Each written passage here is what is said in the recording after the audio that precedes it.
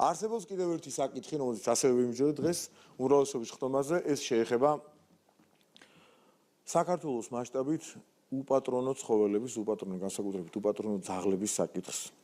და შეიძლება თავისუფლად ითქვას, რომ ყოველი მეორე SMS-ი მაგალითად სოციალურ ქსელებში ამ ბოლო დროს რაც არ უნდა გასაკვირი იყოს ამ თემას უკავშირდება ხოლმე და ჩვენ გვინდა რომ გარდა იმისა რომ ეს საზოგადოების დაკვეთაა და მოთხოვნა ერთგვარი ყველა კვლევაც იმაზე მეტყველებს რომ ეს არის ერთ-ერთი ძალიან დიდი და მთავარი გამოწვევა და მრავალწახნაგოვანი პრობლემა და გამოწვევაა. ჩვენ გვინდა ამას ადეკვატურად უპასუხოთ. უკვე რამდენიმე თვეა შესაბამისი კომიტეტი, შესაბამისი სამინისტრო განსაკუთრებით მინდა გამოვყო ქალბატონი მაიას როლი ბითაძის ამ საკითხთან დაკავშირებით მუშაობენ ფოკუს ჯგუფებთან ერთად ამ საკითხებზე და გარკვეულ გადაჭრამდე მივედით. საქართველოს მასშტაბით უპატრონო ძაღლების რაოდენობა მერყეობს 300-დან 350,000-მდე.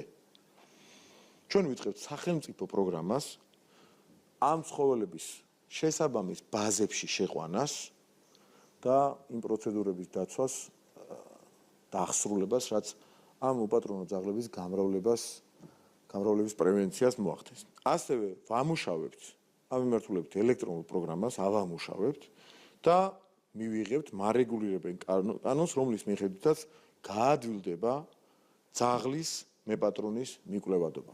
თქვენ მოგეხსენებათ, რომ პანდემიის პერიოდში ეს პრობლემა უფრო გამძაფრდა იქიდან გამომდინარე, რომ ბევრი ადამიანი სამწუხაროდ თავის შინაურ ცხოველს ტოვებდა სხვადასხვა ადგილებში, თავის სახლის გარეთ.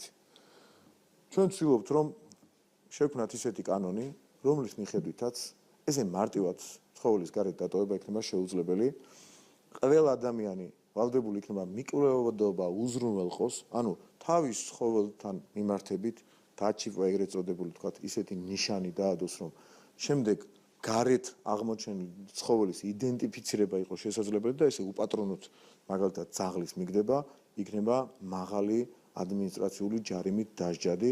მართლა არ შეიძლება რომ ესე აღარ მოგეწონა და ხვალ არაერთი შვილი შენი ძაღლის რომელიც სახში ყავს, გარეთ დაყარო სადღაც და ერთი მხრივ ეს რა ვიცი არ არის სულად მორალური საქციელი და მეორე მხრივ პრობლემა შეუქმნა ამ ძაღლების გარეთ მიტოვებით საზოგადოებას. მოკლედ ამ საკითხის გადაჭრა ამ და სხვა შესაბამისი ნორმების მიხედვით იქნება შესაძლებელი, თუმცა ეს ერთდღიანი, ერთთვიანი ან მცირეხნიანი პროცედურა ზოგადად არ არის, ამას სჭირდება წლები, მაგრამ ჩვენ ვიწყებთ ინტენსიურ რეჟიმში ამ თემაზე მუშაობას.